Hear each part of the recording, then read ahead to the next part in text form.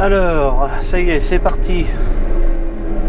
Donc le champ de pois il est là, juste derrière le blé. Et en fait, comme personne n'a moissonné en fait autour, eh bien on va être dans l'obligation d'atteler la coupe au milieu de la route. Alors, hop, j'appuie sur les freins. Je passe, hop là, en première. Je mets mes feux de détresse parce que s'il y a une voiture qui arrive,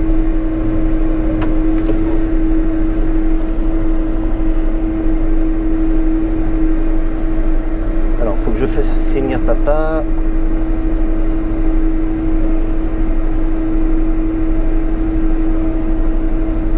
Allez, voilà, je viens de lui faire signe de s'arrêter. Je vais mettre les gaz au ralenti. Là, je vais pas filmer l'accrochage hein, parce que ça va être chiant. Je vais être un peu en travers et tout. Papa avait déjà déverrouillé la coupe, donc je peux atteler. Allez, je pose.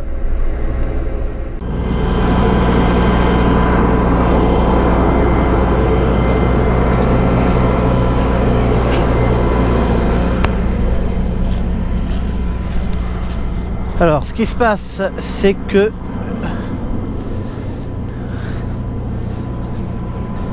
voilà ce qu'il y a. Il était en train de rentrer dans la coupe, celui-là. Alors ça, c'est le genre de caillou qui pourrait être avalé par le convoyeur et normalement tomber dans la trappe à pierre, heureusement, avant de rentrer dans tout le corps de la machine. Mais quand même, vaut mieux le faire sortir là plutôt que de le laisser rentrer dedans.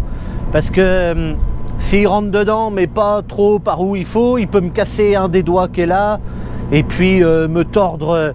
J'en avais changé une barre une fois hein, de convoyeur. Ok, bon allez. Là, je vois papa qui arrive là-bas. Là, je suis à l'autre bout du champ. Et ben là, pareil, il y a un peu d'herbe dans la chinte. Mais bon, c'est pas méchant parce que quand tu regardes le reste, tu vois, c'est propre quand même. Là, il y a un petit rond de folle avoine, on ne sait pas pourquoi. Mais quand on regarde au loin, le champ est propre. Donc ça va. Je vois que ma coupe égrène un peu. Il y a des grains par terre. Et ça, je peux rien y faire. C'est parce que ce qui s'est passé, c'est que les très fortes pluies qu'on a eues l'a tassé un peu au sol. Et au bout d'un moment, moi je peux descendre la coupe, mais je peux pas descendre jusqu'à 1 millimètre. C'est pas possible. Donc ben, j'ai quelques grains qui restent par terre, qui en fait se retrouvent exactement à l'endroit de la scie. Alors c'est le plus bas possible. Mes releveurs, les doigts rouges là font leur travail très convenablement. Mais voilà, c'est pas parfait. Alors il y a quelques grains qui restent. C'est pas énorme. Il y a des endroits c'est un peu plus, d'autres il y en a pas du tout. Bon voilà, c'est un juste milieu, mais de toute façon, je suis contraint avec ça, puisque je te dis, les fortes pluies ont tassé les pois. Après, pas partout, hein. Là, tu vois, c'est un peu tassé, ça se voit, et là, je vois tout là, partout là-bas, ça y est pas. Hein. Enfin bon, là, j'ai mon gyrophare qui est allumé parce que j'ai mon alerte 70% de trémie qui s'est allumé. Je vais aller voir s'il n'y a pas de bordel derrière. On va allumer la lumière.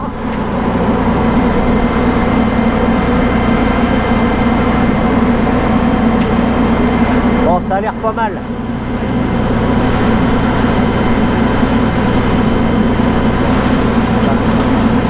Bon, ça, de toute façon, il y a de la... Je peux pas empêcher les saloperies de se mettre dans les coins, hein.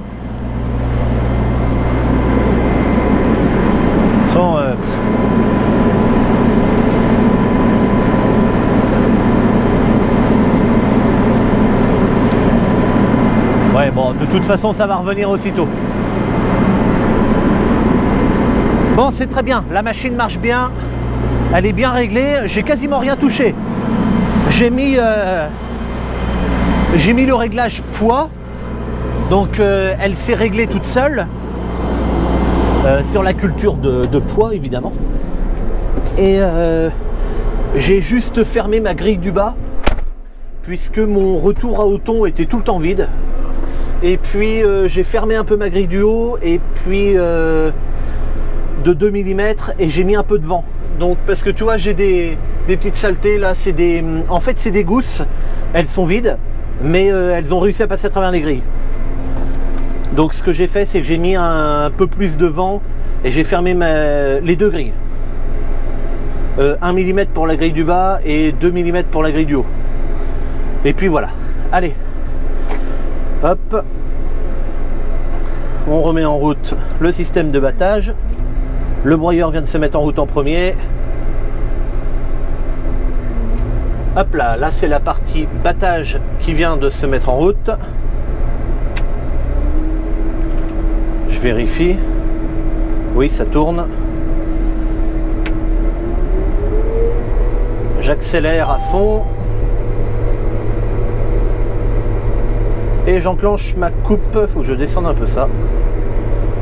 Voilà. Je mets en route ma coupe. Alors il y en a qui me font la réflexion souvent, tu devrais pas mettre ta coupe en route alors que tu es accéléré à fond. Il faut savoir que si je mets ma coupe en route alors que je suis au ralenti, je ne pourrai pas passer à mi-régime. Ça va être ralenti à fond en un coup. Le mode mi-régime ne fonctionne pas avec la coupe allumée quand tu es au ralenti avant. Et puis de toute façon, je sais pas, tu l'as peut-être vu démarrer la coupe. Sur cette moissonneuse là, c'est un démarrage progressif. C'est fait exprès pour être mis en route quand le moteur est accéléré à fond. Tu l'as vu, elle a démarré doucement et hop, elle a accéléré. Allez, je règle ma position automatique. Donc là, tout est géré automatiquement avec la coupe, la hauteur, le suivi de terrain, la hauteur des rabatteurs, la vitesse, leur avancement, l'avancement de mon tablier. Donc je lui ai demandé à ce qu'il avance loin devant pour limiter l'égrainage, justement. Donc là, il est en position 2, enfin là il est avancé au maximum là. Et j'ai fait ça, c'est pour limiter les pertes d'égrainage. Bon, il y en a toujours, tu l'as vu, hein, mais c'est pas à cause du tablier qui est avancé ou pas. Là, je te l'ai expliqué juste avant, la cause. Allez, je vais lâcher la caméra encore une fois pour faire ce petit bout de chinte là, parce que j'ai besoin de mes deux mains régulièrement. Et je reprends après.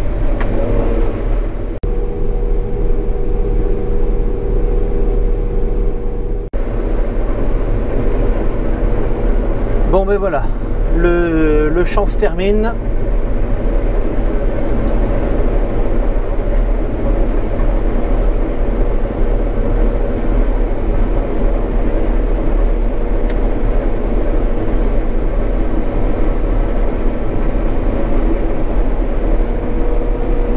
Allez hop. Là.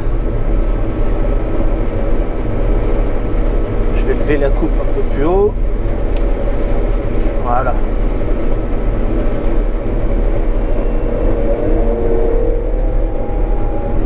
Allez, la parcelle fait un peu moins de 5 hectares.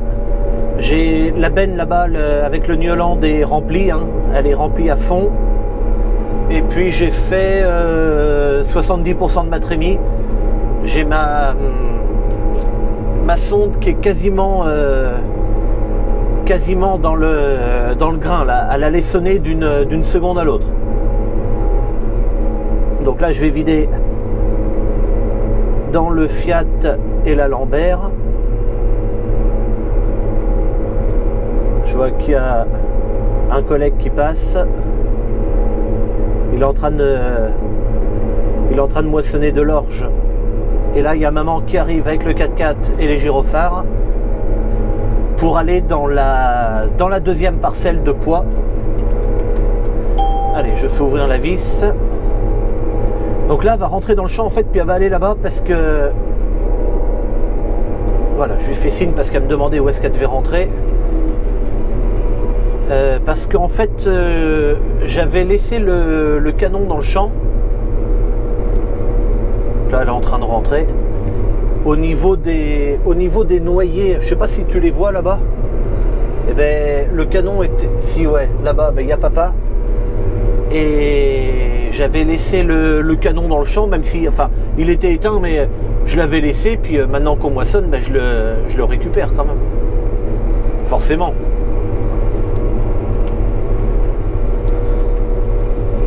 Alors là, évidemment, comme j'ai qu'une seule main, je suis en train de faire n'importe quoi.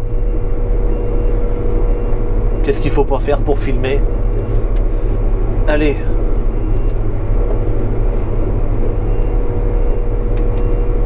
Voilà, juste là.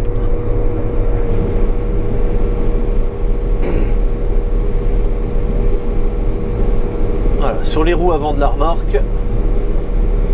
Très bien. Et donc là, je vais aller sur le 780 pour dételer ma coupe. Là, c'est pas... je me rappelle plus si je l'ai dit en début de vidéo. J'attelle pas la coupe sur la moissonneuse. Ça arrive rarement hein, que ça soit un tracteur qui emmène la coupe. Normalement, c'est toujours attelé derrière. Mais là, c'est qu'en fait, comme personne n'a battu pour l'instant, ben, on est obligé d'atteler... Ah ben si, j'ai dû le dire en début de vidéo. C'est pour ça qu'on est au milieu de la route.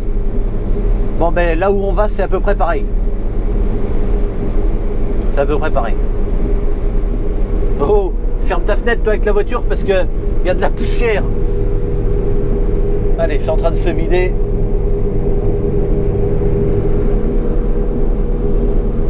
Il y avait quelques gousses encore. Alors on a l'impression qu'il y en a beaucoup dans la trémie. En fait, il n'y en a pas beaucoup.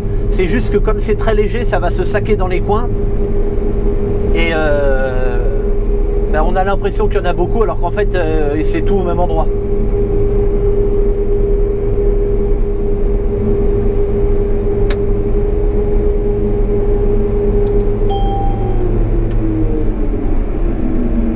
Allez hop.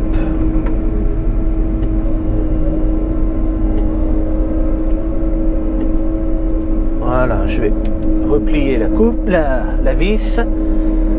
La batteuse est arrêtée.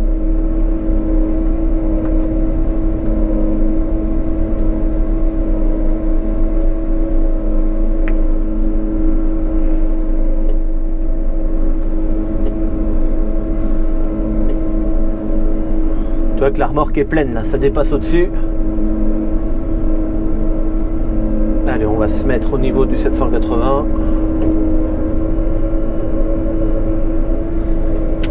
Hop là, au ralenti. Stop, je m'arrête là, je suis pas du tout comme il faut. Là je dois, alors je vais baisser mes rabatteurs. Je vais les ramener. Je rentre ma coupe en position 1. Et je coupe. Hop là, voilà. Comment ça se fait d'ailleurs que je suis pas en mode route? Je vais en profiter pour fermer ma trémie tout de suite. Je ne peux pas, quel con. J'ai coupé les fonctions électriques et hydrauliques de la machine. Donc là, je ferme.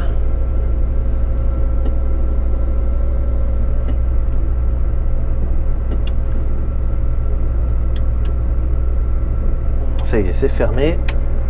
Hop, je coupe.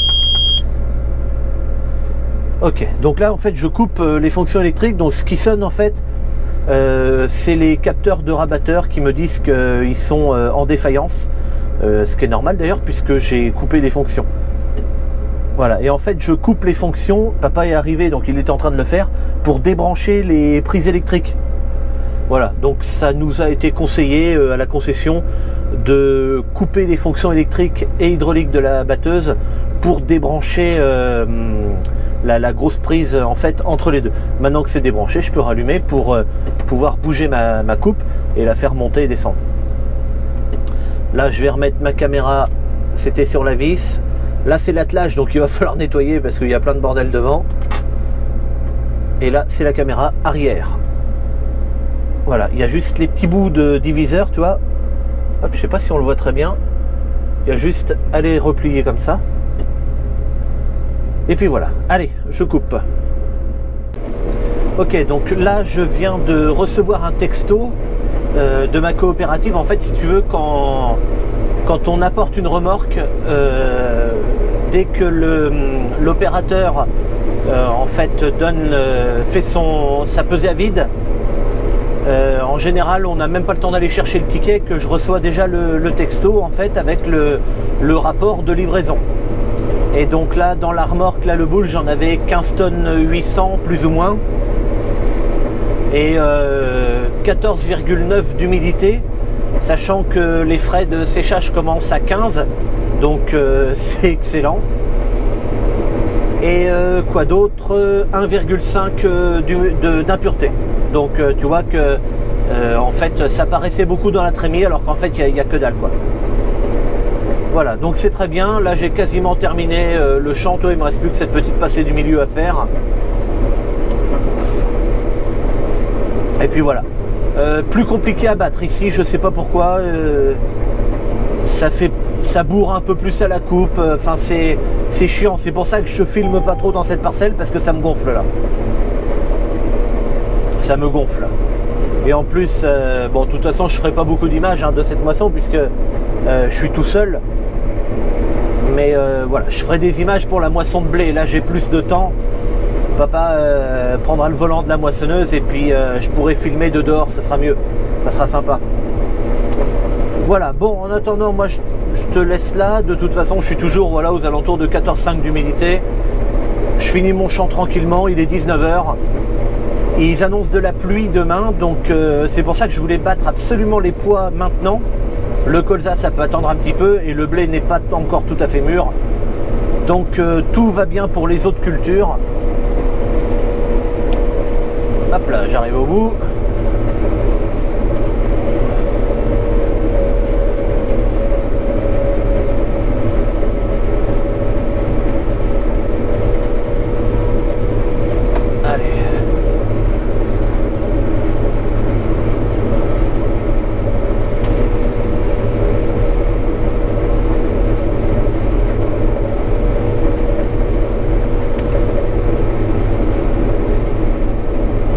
Je fais descendre ma coupe, hop là, elle reprend sa hauteur automatique, ça c'est agréable par contre, c'est vraiment agréable. Alors je moissonne pas à pleine coupe, tu peux voir que j'en laisse un peu là-bas, l'équivalent en fait d'un espace, tu vois, mes rabatteurs sont divisés, tu vois, en 5 éléments. Et donc je laisse l'équivalent de un élément que je prends pas. C'est tout con en fait, c'est que j'ai cassé un dédouar leveur là-bas. Et j'ai pas. Je pourrais descendre et puis l'enlever, mais j'ai pas envie. Donc comme là. Bon, si le champ avait été plus grand, je l'aurais fait. Mais là, comme il me reste 2 allers-retours à faire, j'ai pas envie de descendre pour l'enlever. Donc simplement je moissonne un peu parce que là comme il reste le petit bout quand même qui est accroché, là de toute façon ça fait des paquets à chaque fois que la dent se met dedans, que la culture se met dedans. Donc je moissonne comme ça va très bien.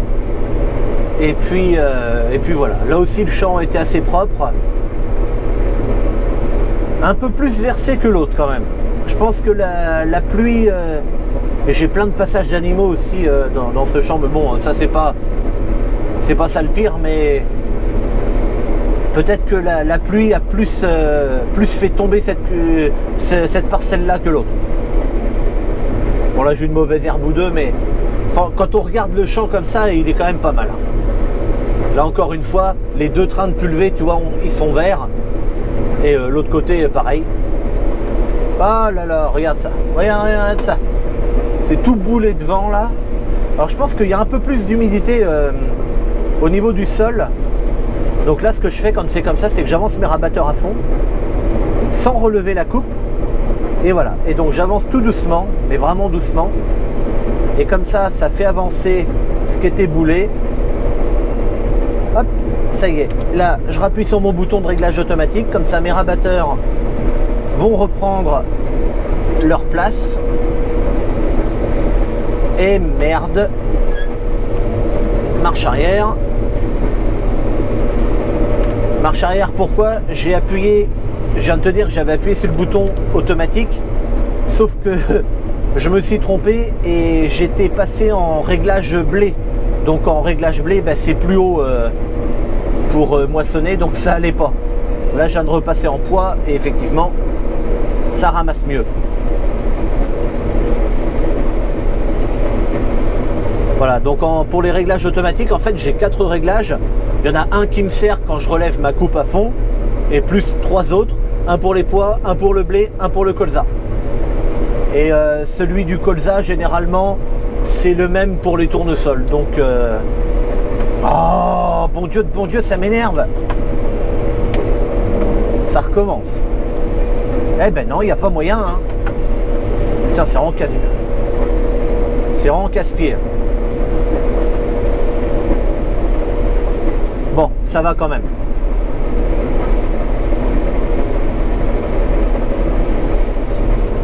Bon allez, de toute façon c'est quasiment terminé. Moi je te dis à bientôt pour une prochaine et puis à bientôt. Voilà. Allez, salut.